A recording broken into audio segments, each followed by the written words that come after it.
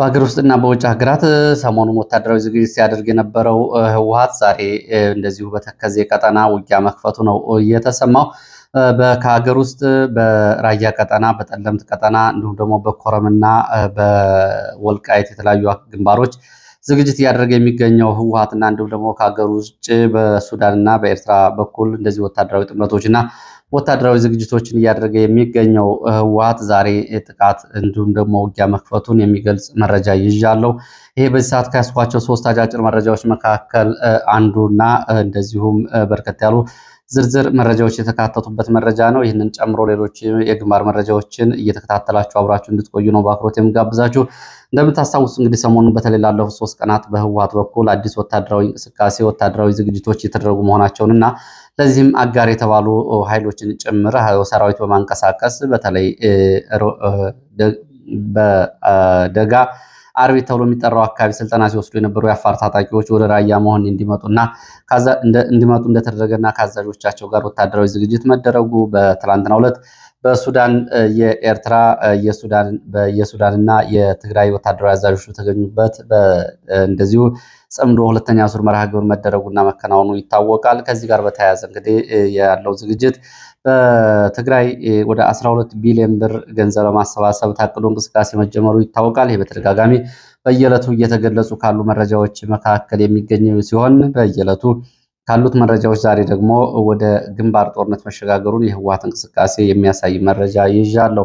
በነገራችን ላይ የህወሓት ለትግራይ ክልል ይሰጥ የነበረው 12 ሚሊዮን ሊትር ነዳጅ በየወሩ በፌዴራል መንግስት በኩል አሁን ወደ 1 ሚሊዮን ዝቅ እንዲል ተደርጓል የሚሉ መረጃዎችም ወጥተዋል።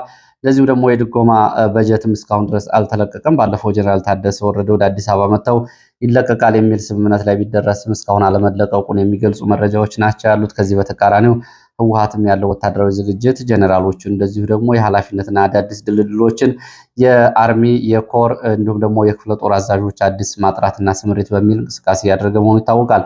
ዛሬ እንግዲህ ከሰሞኑ መረጃዎች የቀጠለው ዛሬ ህወሓት ጥቃት የከፈተበትን አካባቢ የተመለከቱ መረጃዎችን ጨምሮ ፋኖ በሌሊት በወታደራዊ ካምፕና ወደ ከተማ ዘልቆ መግባት የፈጸመውን የሌሊት ኦፕሬሽን ደግሞ የሌሊት ዘመቻ ጨምሮ የተለያዩ መረጃዎችን በዚህ ሰዓት የምሰሙ ይሆናል። ሀሳብ አስተያየት ቢኖራችሁ ጥቆማ ዜናችን ሜል.ኮም ላይ ልታደርሱ ትችላላችሁ። ዛሬ ጥር 18 2018 በኢትዮጵያ አቆጣጠር ላይ እንገኛለን። እነዚህን አጫጭር መረጃዎች እየተከታተላችሁ እስከ መጨረሻው አብራችሁ እንድትቆዩ ነው በአክብሮት የምጋብዛችሁ። እነዚህ እንግዲህ ዛሬ እንደ ወትሮ ሰፊ መረጃዎች አይደሉም። ዋና ዋና መረጃዎቹን በአጭር ጊዜ ወደ እናንተ አደርሳለሁ። እንግዲህ እንደ መረጃ ምንጮቹ ከሆነ ዛሬ በህወሓት በአራት ግንባሮች እንቅስቃሴ ካደረገ በኋላ ነው ጥቃት እየከፈተው። ሁለት ቀን ላይ ለ2 ሰዓታት የቆየ ውጊያ መደረጉን የሚያሳዩ መረጃዎች ወጥተዋል። ሰሞኑን መጠነ ሰፊ ዝግጅት እያደረገ ያለው ህወሓት ዛሬ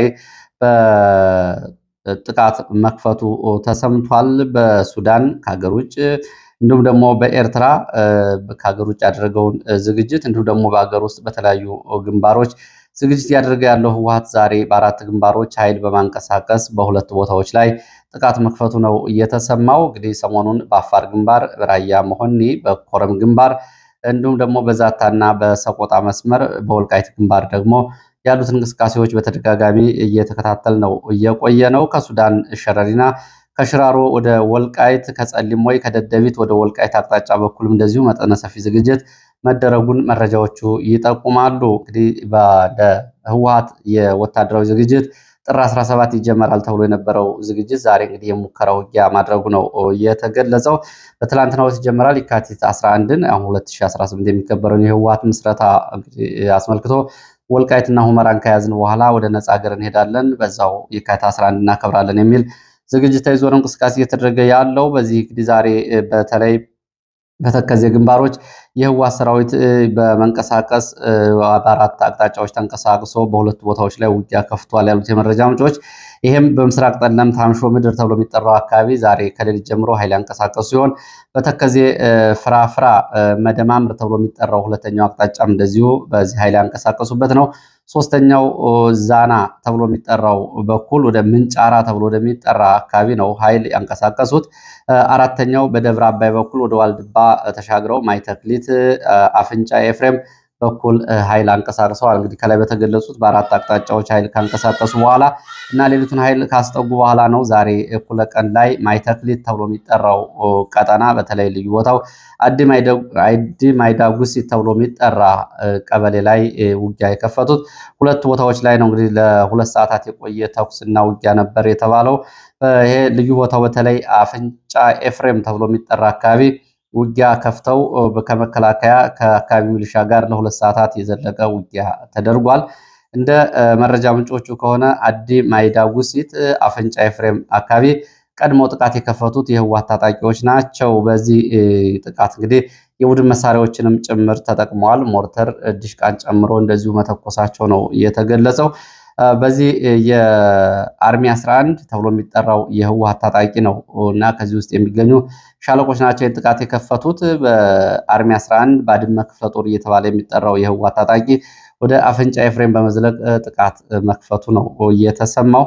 ዛሬ እኩለ ቀን ላይ ነው ይሄ የሆነው። በውጊያው መከላከያ ከማይጠምሪ እንዲሁም ደግሞ ከማይጠምሪ በዚህ ቀጠና የሰፈረው የሰሜን እዝ ኃይል አንቀሳቅሷል። መካናይዝድና እግረኛ ማንቀሳቀስ ያጸፋ ምላሽ ሰጥቷል። ለ2 ሰዓታት ተኩስ እንደነበር የገለጹት የመረጃ ምንጮቹ አርሚ 11 ወይም ደግሞ ባድመ ክፍለ ጦር እየተባለ የሚጠራው የህወሓት ታጣቂዎች እና በመከላከያ በአካባቢ ሚሊሻ መካከል በተደረገው ውጊያ በሚሊሻም በመከላከያም በህወሓት ታጣቂዎችም የደረሰው ጉዳት በዝርዝር ግን አልታወቀም ነው ያሉት እንደ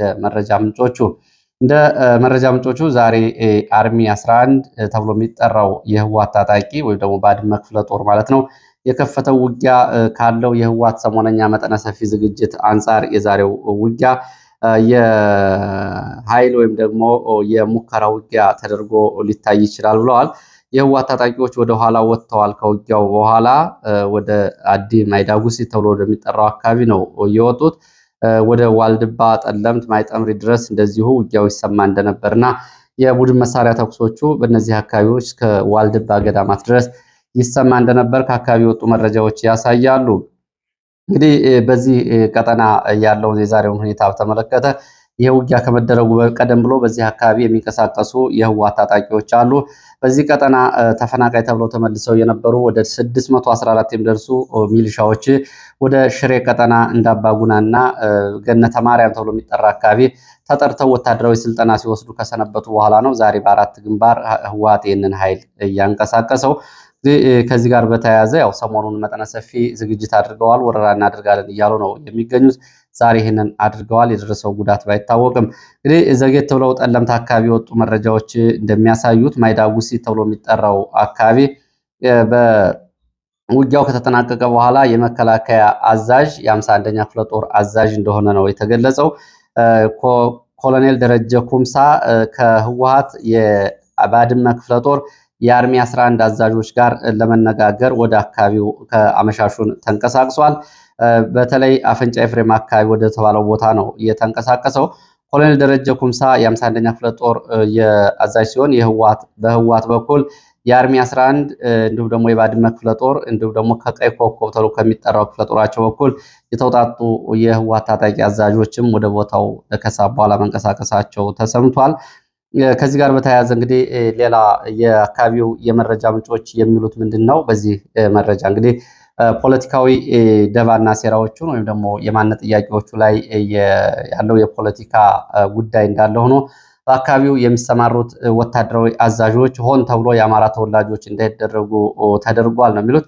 ከዚህ በፊት በራያ ቀጠና የራያ አለማጣ ኮማንድ ፖስትን የሚመራው ኮሎኔል አህመድን ጨምሮ በዚህ ቀጠናም በጠለምት ኮማንድ ፖስቱን የሚመራው ኮሎኔል ደረጀ ኩምሳ እነዚህ ሰዎች እንግዲህ በአካባቢው የአማራ ተወላጆች በመከላከያ ኃላፊነት ውስጥ መሪነት እንዳይኖሩና ቢያንስ የህወሓት ታጣቂዎች ዕለታዊ ግፍና ሰቆቃ የሚፈጽሙበትን ሁኔታ በኮማንድ ፖስት ማስቆም እንዳይችሉ ሆን ተብሎ የሚደረግ ስምሪት እንደሆነ ነው እየተገለጸ ያለው። እንግዲህ ከዚህ ጋር በተያያዘ ምንም እንኳ እነዚህ ወታደራዊ አዛዦች አጠቃላይ የብልጽግናን ፖለቲካዊ አቋምና ፖለቲካዊ ፍላጎትን በኃይል የሚያስፈጽሙ ቢሆንም ግን ደግሞ ከአዛዦች ስምሪት ጀምሮ ይሄን በነ ብርሃኑ ጁላ ፊልድ ማርሻል ብርሃኑ ጁላ በኩል የተሰራ ሴራ ነው። ኮሎኔል አህመድ ራያና አካባቢው የህወሓት ታጣቂዎች ኮማንድ ፖስቱን ተላልፈው ለሚፈጽሟቸው ግፍና ሰቆቃዎች ድጋፍ ከመስጠት ባለፈ የአካባቢውን ህዝብ አልተከላከለም የሚል መጠነ ሰፊ እንደዚሁ ወቀሳ ይቀርባል።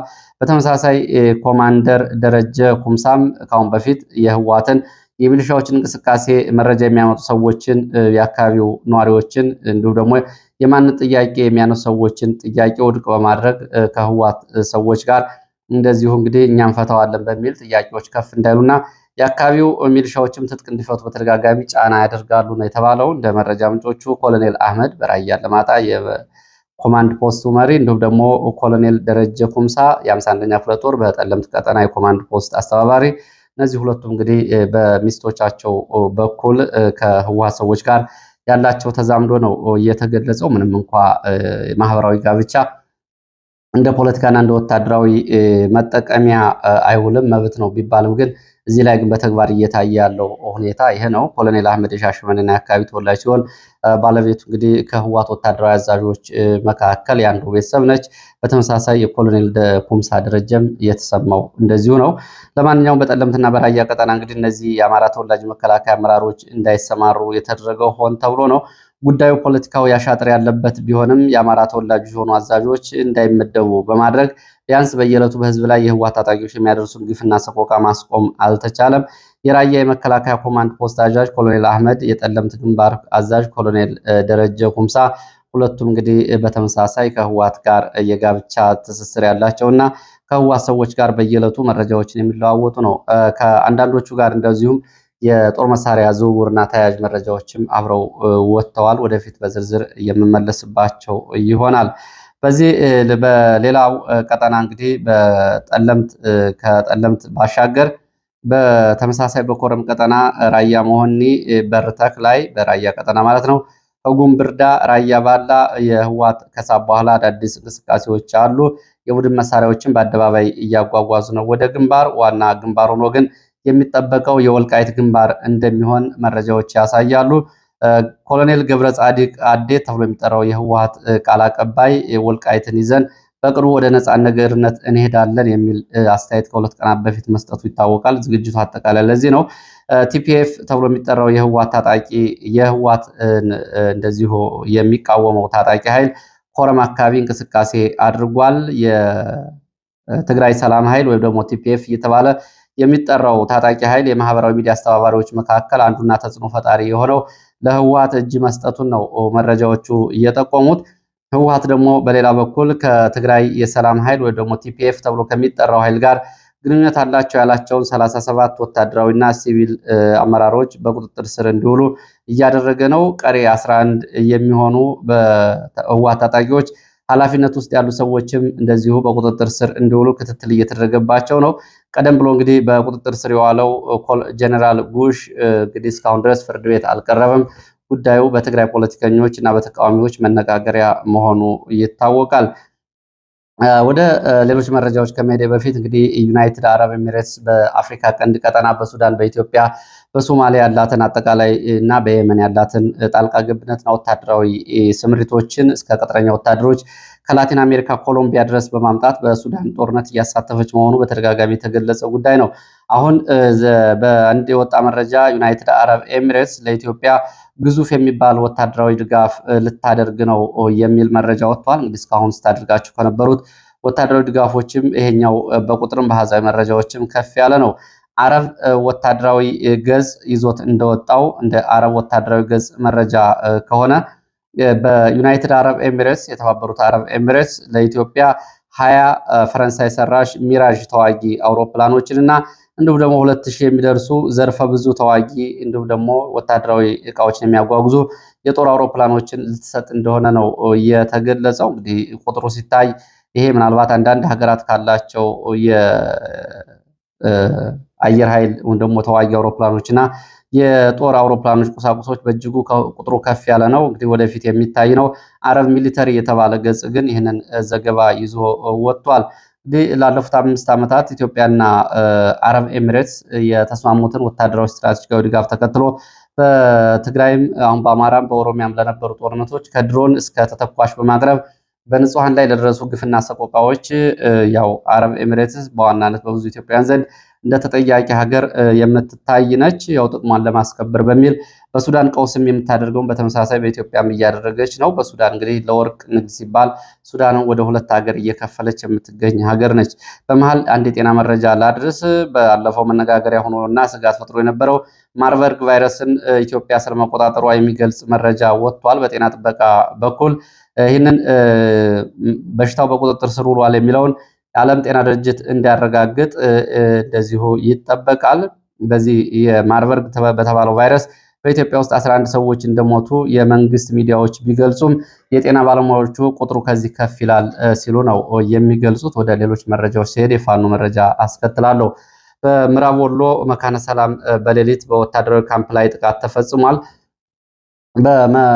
በቦረና ሳይንት ወረዳ መካነ ሰላም ከተማ በአራት አቅጣጫ ወደ ከተማው በመግባት ነው ፋኖ ጥቃት እንደፈጸመ ለማወቅ የተቻለው። የፋኖ የመረጃ ምንጮች በውጊያ ሪፖርት ላይ እንደገለጹት የሰሜን ምስራቅ እዝ 801ኛ ኮር 43ኛ ክፍለ ጦር ከመከላከያ እንዲሁም ደግሞ የሚሊሻና የአድማ ብተና የፖሊስ አባላት በከተሞቹ በካምፖች እንዲሁም ደግሞ በጥበቃ ኬላዎች ላይ ሳሉ ነው በአራት አቅጣጫዎች ጥቃት እየተከፈተው። በተከፈተው ጥቃት የደረሰው ጉዳት በዝርዝር አልታወቀም። በተለይ ኔትወርክ ተብሎ የሚጠራው አካባቢ በጊዜያዊ ካምፕ ላይ ከሶየና ከአየር ማረፊያ አቅጣጫ በመግባት ፋኖ በፈጸመው ጥቃት ጉዳት ደርሷል። የጉዳቱ መጠን በዝርዝር ባይገለጽም በዚህ መከላከያ አድማ ብተናና ሚሊሻ በጥቃቱ ካምፑን ለቀው ወጥተዋል። ፋኖም ካምፕ ውስጥ የነበሩ ተተኳሽ እንዲሁ ደግሞ ሌሎች ወታደራዊ ሎጂስቲኮችን ይዞ ወጥቷል።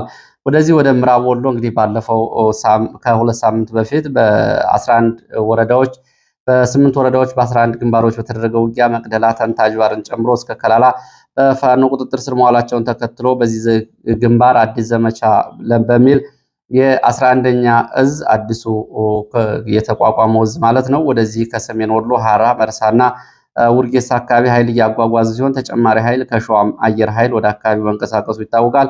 ይህንን ተከትሎ በተለያዩ አካባቢዎች እንግዲህ ወታደራዊ ውጥረቶችና ስምሪቶች አሉ። ከደሴ ከኮምቦልቻ በየቀኑ ከ15 እስከ 20 የሚደርሱ ወታደሮችን የጫኑ ተሽከርካሪዎች ወደ አካባቢው እንዲሁም ደግሞ የቡድን መሳሪያዎችንም ጭምር እያጓጓዙ መሆናቸው ነው የተገለጸው። ለሰዓት እንግዲህ ያስኳቸው አጫጭር መረጃዎች እነዚህ ናቸው። ስለተከታተላችሁ በእጅጉ አመሰግናለሁ። በሌላ ተመሳሳይ መርሃ ግብር እስከምንገናኝ ድረስ ለሚኖራችሁ ሀሳብ፣ አስተያየት፣ ጥቆማ ዜና@gmail.com ልትጠቀሙ ትችላላችሁ። በይዘቶች ላይ እንዲሁም ደግሞ በአጠቃላይ በፕሮግራሞች ላይ ስለሚሰጡኝ አስተያየት በእጅጉ ነው የማመሰግነው። በተለያዩ አካባቢዎች እንግዲህ በተለይ ከኑሮ ውድነት አንጻር ጋር በተያያዘ እንደዚሁ መልእክቶችን አድርሳችሁኛል፣ እመለስባቸዋለሁ። ከሚስ